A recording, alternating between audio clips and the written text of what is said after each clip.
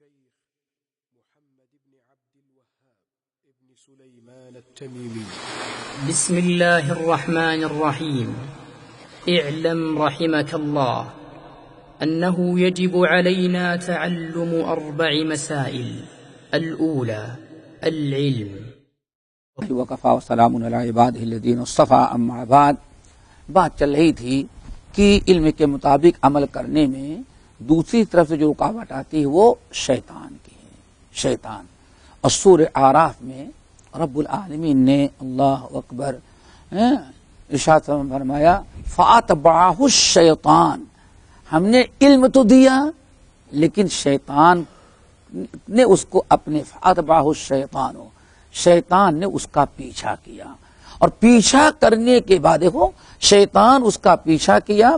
کیا پیچھا کیا کہ کسی بھی صورت سے یہ انسان جس کو اللہ نے علم دیا ہے اپنے علم کے مطابق عمل نہ کر سکے. شیطان پہلے رکاوٹ ڈالتا ہے کہ انسان علم نہ حاصل کرے. اگر علم حاصل کرنے میں انسان شیطان سے بچ گیا، کامیاب ہو گیا، تو پھر دوبارہ اب شیطان کی کوشش ہے کہ عالم اپنے علم پر عمل نہ کر سکے. سمجھ گئے نا؟ اسی لیے اللہ فرماتے فَأَتْبَعَهُ الشَّيْطَانُ فَكَانَ مِنَ الْغَاوِينَ. پھر شیطان نے اس کا پیچھا کیا، اس کے پیچھے لگ گیا، اور اتنا پیچھے لگا کہ اس عالم کو علم ہونے کے باوجود عمل سے دور کر دیا. اسی لیے دیکھتے ہیں واللہ کتنے علماء جو ہیں جب اپنے علم پر عمل نہیں کرتے، شیطان کے نرگے میں پھنس جاتے ہیں، تو امت میں گمراہی کا بہت بڑا سبب بن جاتے ہیں. بہت بڑا سبب. اور جب تک آدمی عالم کا لبادہ نہیں اوڑھتا، اس پبلک اس کی بات پر کبھی بھروسہ نہیں کرتے. یہ ایک مزاج ہے عوام کا.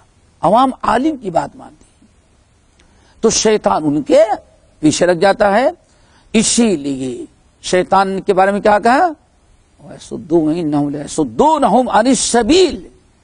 اور شیطان لوگوں کو اللہ تعالیٰ کے راستے سے روکتے ہیں. یعنی عالم بھی ہے تو اس کو بھی عمل کرنے سے روکتے ہیں. قرآن پاک میں سے فرمایا وَأَضَلَّهُ اللَّهُ عَلَىٰ عِلْمٍ. کتنی بڑی بدبختی ہے کہ علم رکھنے کے باوجود اللہ اس کے غلطیوں کی بنا پر اللہ تعالیٰ نے اس کو گمراہ کر دیا.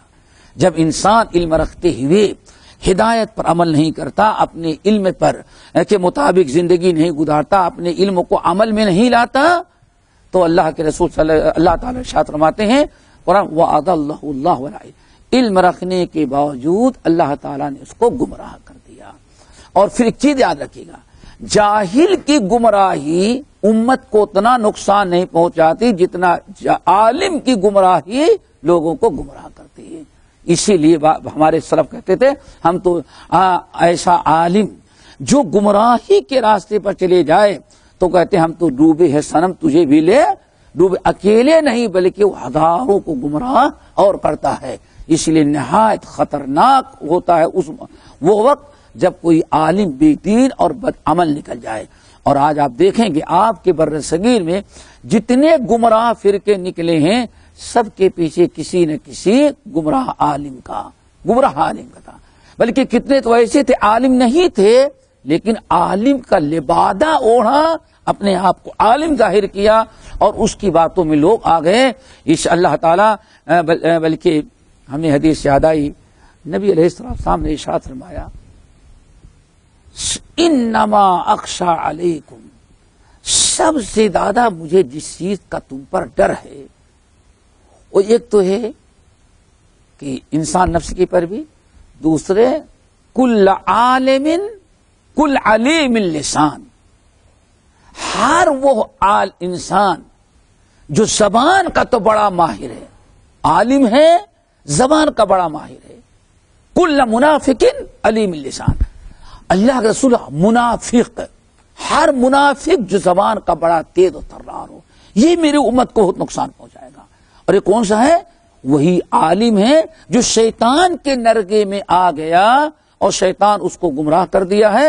زبان کا مالک ہو سکتا ہے قرآن کی آیت بھی پڑھے، حدیث بھی بیان کرے، لیکن وہ اس کا معنی بتا کر کے، غلط معنی بتا کر کے لوگوں کو گمراہ کرے گا. آپ نے فرمایا مجھے سب سے زیادہ اپنی امت پر جس چیز کا خطرہ ہے ایسے علماء کا خطرہ ہے. کل منافق، اللہ رسول کو عالم نے منافق قرار دیا. کل منافق علیم اللسان، منافق ہوگا لیکن زبان کا بڑا تیز، بڑا طرار، بڑا ماہر، بڑا تجربے کار ہوگا. اپنے بدعملی کے باوجود اپنے بدعملی پر لوگوں کو اپنی اچھی زبان اور چرم زبانی کے لیے بنا پر اس کو گمراہ کرتا رہے گا. ایک تو یہ ہے. نمبر 3، جو انسان عمل پر، اپنے علم پر عمل کرنا چاہتا ہے تو تیسری طرف سے جو رکاوٹ پیدا ہوتی ہے. اللہ اکبر. دو تو ہو گئے. نمبر 1 نفس امارہ، نمبر 2 شیطان، اور تیسری چیز جو انسان کو سمجھئے نا اپنے علم کے مطابق علم پر عمل کرنے میں رکاوٹ ڈالتا ہے، وہ انسان کے غلط دوست ہوتے ہیں. غلط دوست. جیسے بے دین بدعمل لوگوں کے ساتھ اٹھے گا، بیٹھے گا، رہے گا تو صحبت کا بڑا اثر ہوتا ہے. اور اسی لیے ہمیں غلط قسم کے لوگوں کے ساتھ اٹھنے بیٹھنے سے ہمیں اللہ تعالیٰ نے منع کیا ہے. نبی علیہ السلام نے شدت کے ساتھ منع کیا. مثال کے طور پر سنن نبی داؤد کی روایت، آپ فرماتے ہیں لا تصاحب الا مؤمنا، لا تصاحب الا مؤمنا ولا یأکل طعامک الا تقی. 2 چیزیں اللہ رسول نے بیان کی اس حدیث میں. 2 چیزوں کی طرف نشاندہی کہ نمبر 1 آپ لا تصاحب الا مؤمنا، ہمیشہ اپنے ساتھ رکھنا، دوستی کرنا، اور کسی کو اپنے ساتھی اور اپنا ہمنشی بنانا تو پکے سچے مومن کو بنانا. اللہ اکبر. لا تصاحب الا مؤمنا، ہمیشہ کسی کو تم اپنا ساتھی بنانا، دوست بنانا تو پکے سچے مومن. اور مومن کب ہوگا؟ عالم ہے تو اپنے علم کا مطابق عمل کرے گا تبھی سچا مومن، سچا عالم ہوگا. مومن ہے اور وہ کلمہ گو ہے، اگر صحیح معنوں میں عمل صالح کرے گا تبھی وہ مومن بنے گا. تو لا تصاحب الا مؤمنا، خبردار کبھی تم غیر مومن سے دوستی نہیں کرنا، بے دینوں سے دوستی نہیں کرنا.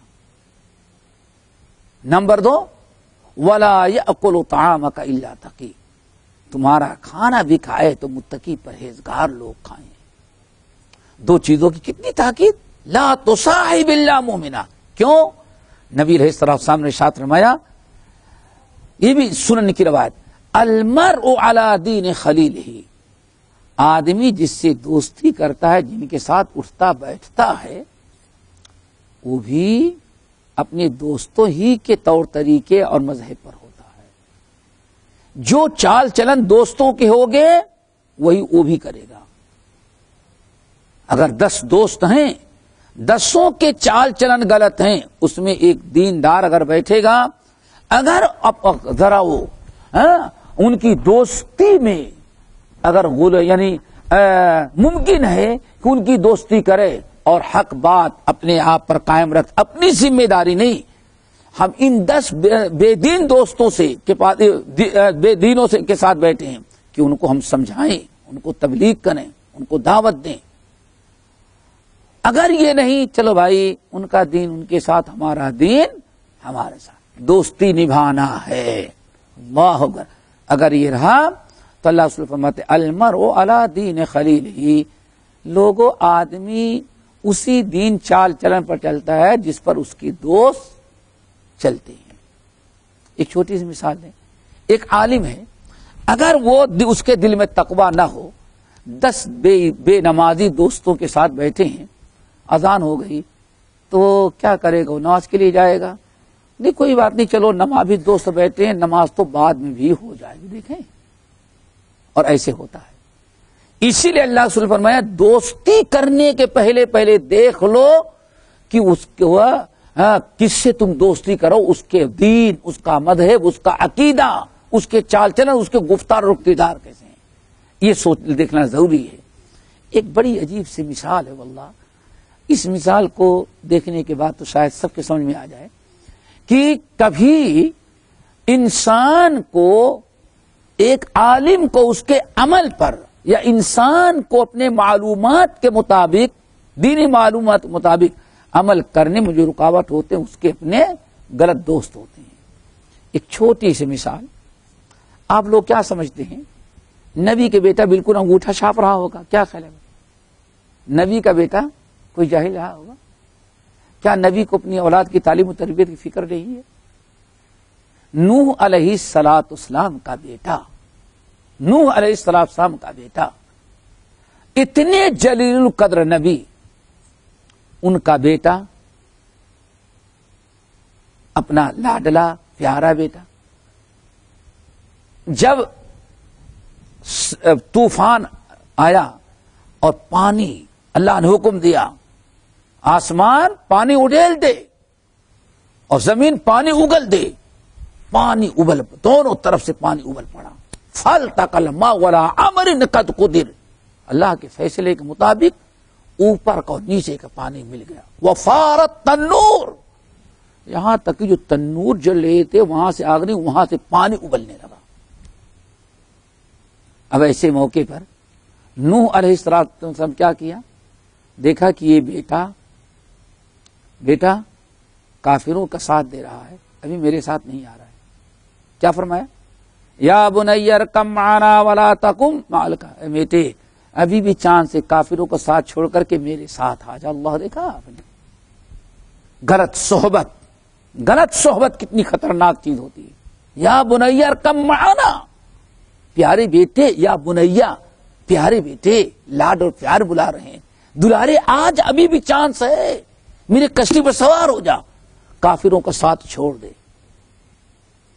اور آج کوئی بچانے والا نہیں، لیکن بیٹا کیا کہتا، چلو چلو اپنی کشتی لے کے جاؤ، سآوی الی جبل یعصمنی من الماء، ہم اپنی جان بچانے کے لیے آپ کے کشتی کے محتاج نہیں ہیں، ہم تو اتنا اونچا پہاڑ ہے، پہاڑ پر چلے جائیں گے، پانی وہاں تک کہاں جائے گا، اور آپ کی کشتی جو ہے طوفان کے موجیں جب آئیں گے سارے مربع، ساری پلائیاں الگ، اور آپ اندر ہو جائیں گے۔ اللہ اکبر، دیکھو اتنی باپ کی محبت، یا بنی بیٹے آ جا اوپر، آ جا بیٹے آ جا اوپر، لیکن کم وقت نہیں، جب بیٹے نے انکار کیا، کافروں کا ساتھ دینے سے انکار کیا، کشتی پر سوار ہونے کے لیے تیار نہیں، تو باپ ہوتا ہے، فوراً اللہ تعالیٰ سے دعا کرنے لگے، اللہ ان ابنی من اہلی، اللہ میرے بیٹے کو بچا لے، میری بات نہیں سن رہا ہے، اللہ میرے بیٹے کو بچا لے، وہ میرا بیٹا ہے،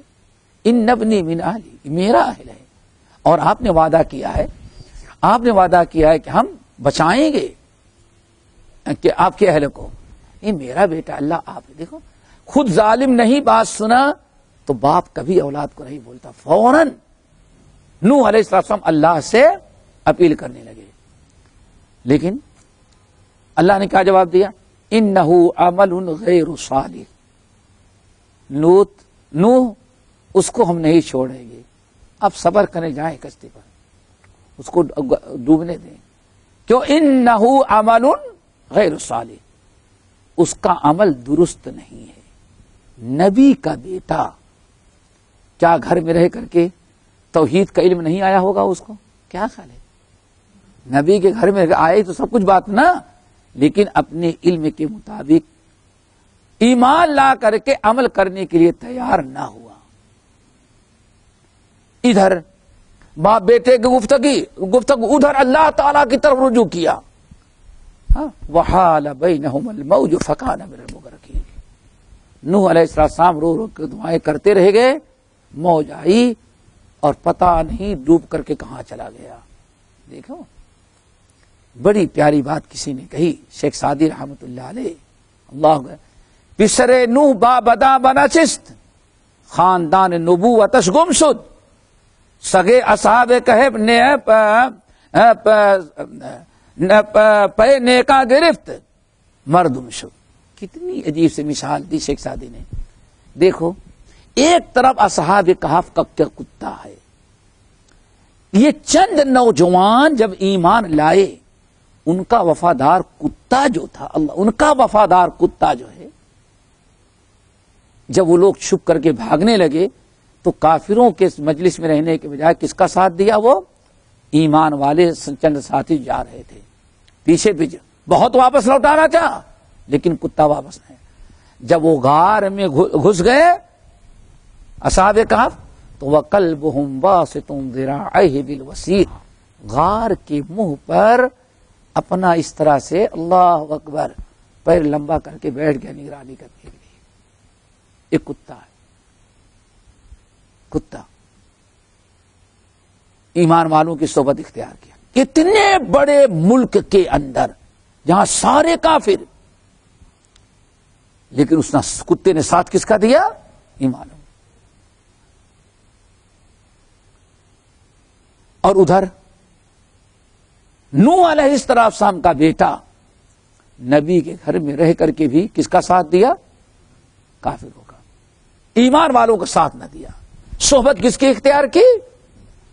تو شیخ سعدی کہتے ہیں لوگوں ذرا دیکھو, پسرے نوح بابدا بنشست, نوح علیہ السلام کا بیٹا غلط لوگوں کے ساتھ اٹھنا بیٹھنا شروع کیا. خاندان نبوتش گمشد, باپ نبی تھا, باپ کی نبوت و شفاعت بھی اس کو اللہ کے پکڑ اور عذاب سے بچا نہ سکی. لیکن سگے اصحاب کہے پے نیکا گرفت مردم شد, لیکن اس کے برخلاف صحبت کا کمال ذرا دیکھو, ساتھیوں کو دوستی کا کمال ذرا دیکھو. سگے اصحاب کہے پے نیکا گرفت مردم شد, لیکن اصحاب کہف کا کتا مومنوں کے ساتھ دیا تو اللہ نے قرآن میں ان اصحاب کہف کے ساتھ کتے کا بھی تذکرہ کر دیا, کتے کی بھی تعریف کر رہا. تو صحبت کا بڑا اثر. اسی لیے عالم کو چاہیے کہ اپنے علم پر عمل کرنے کے لیے غلط قسم کی صحبتوں اور مجلسوں سے اپنے آپ کو بچائے. کیوں؟ بے دین دوست ہوتے ہیں تو وہ نہیں چاہتے کہ مولوی صاحب عمل کریں یا مولوی صاحب دین کی بات ہوتا ہے, سمجھتے ہیں کہ مولوی صاحب بھی ہمارے جیسے ہو جائے. اسی لیے بہت ہی ضروری ہے کہ عالم کو بے دینوں کی تبلیغ کرنا, سمجھانا, لیکن ان کی دوستی ایسے کہ ہاں دوستی غالب آ جائے, دوستی نبھانے میں ان کی اصلاح تو نہ کر سکے, ان کے لیے آپ بے دینی کی راہ اختیار کریں, ان کے جیسے بنیں. تو یہ تیسری رکاوٹ ہوتی ہے جو عالم کو اپنے علم پر عمل کرنے سے روک دیتی ہے. اللہ تعالیٰ ایسی صحبت تمام ساتھیوں کو بچائے. اقول قولی ھذا واستغفر اللہ من کل ذنب واتوب الیہ.